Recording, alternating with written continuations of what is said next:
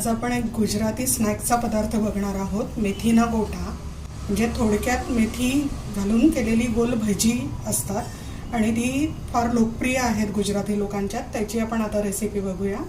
त्यासाठी लागणारं साहित्य इथे मी हे 2 कप बेसन घेतलं आहे, 1 कप मेथी बारीक चिरून घेतली आहे, रवा आहे, अर्धवट कुटून घेतलेले धणे आहेत, त्यानंतर ह्या 3 ते 4 कमी तिखट मिरच्या बारीक चिरून घेतल्या आहेत, थोडी चिरलेली कोथिंबीर आहे, थोडं किसलेलं आलं आहे, 5-6 मिरे जाडसर कुटून घेतलेत, लाल तिखट आहे, ओवा आहे, थोडी हळद आहे, खायचा सोडा, साखर, मीठ आणि भजी तळण्यासाठी आपल्याला तेल लागेल.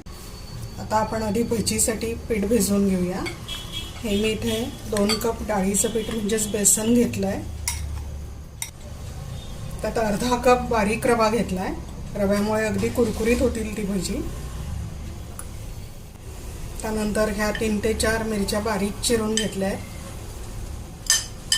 हवं असेल तर तुम्ही मिरची आणि आलं मिक्सरला फिरवून पण घालू शकता. थोडी बारीक चिरलेली कोथिंबीर आहे. हे थोडंसं आलं मी किसून घेतलं आहे. 5 ते 6 मिरे अगदी जाडसर कुटून घेतले आहेत. 1 टीस्पून लाल तिखट आहे,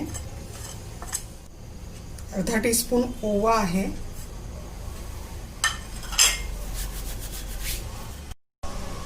इथे मी 1 टेबलस्पून धणे घेतलेत. ते अगदी जाडसरच कुटलेत, म्हणजे एका धण्याचे 2 पोर्शन होतील एवढंच. दाताखाली आले की हे धणे अगदी छान लागतील. 1 टेबलस्पून धणा घातलाय. छोटा पाव चमचा म्हणजे 1/4 टीस्पून हळद आहे.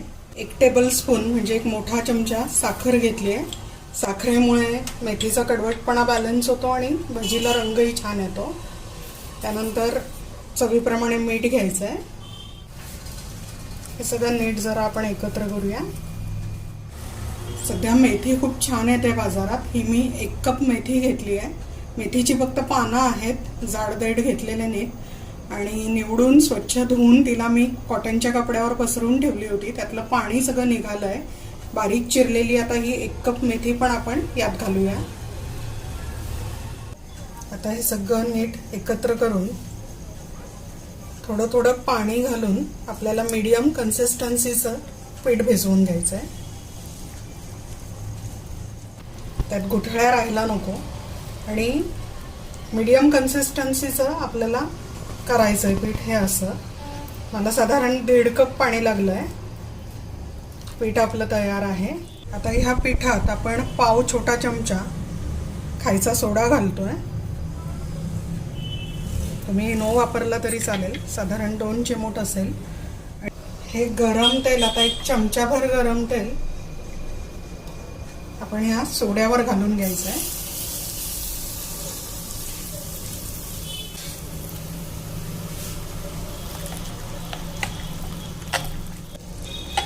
सोडा आणि तेल आपण नीट मिक्स करून घेतलंय. त्याने भजी अगदी हलकी आणि खुसखुशीत होतील. आता हातानेच मी छोटी भजी यात सोडणार आहे. तुम्ही चमच्याने करू शकता. अगदी जरा जवळ न्यायचा थोडा हात. फार उंचावरनं टाकलं तर ते अंगावर उडू शकतं.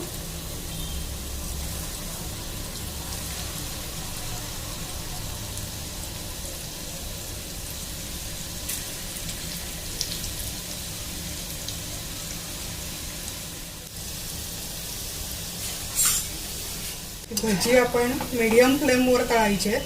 हाय फ्लेमवर तळली तर ती आतनं कच्ची राहतील. गोल्डन ब्राऊन कलर आलेला आहे. भजी काढून घेऊया.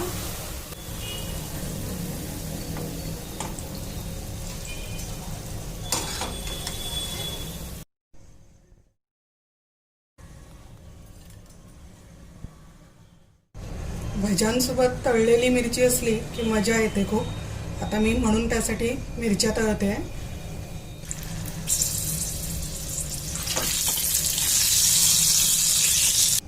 मस्त चविष्ट कुरकुरीत मेथी ना गोटा म्हणजेच मेथीची भजी तयार आहेत आपली. ही भजी बाहेरनं कुरकुरीत आहे आणि आतनं अशी छान जाळीदार हलकी झाली आहे. अप्रतिम लागतात. तुम्ही घरी नक्की ट्राय करा आणि तुमच्या प्रतिक्रिया नक्की कळवा.